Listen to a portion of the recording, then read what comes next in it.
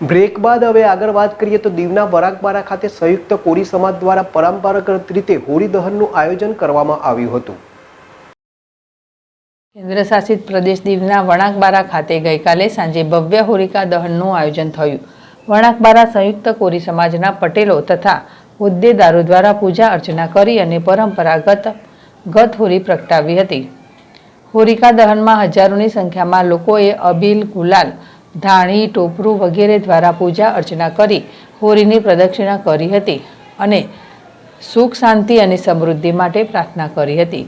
હોળી પ્રગટાવ્યા બાદ લોકોએ એકબીજાને ધાણી ખવડાવી હોળીની શુભેચ્છા પાઠવી હતી।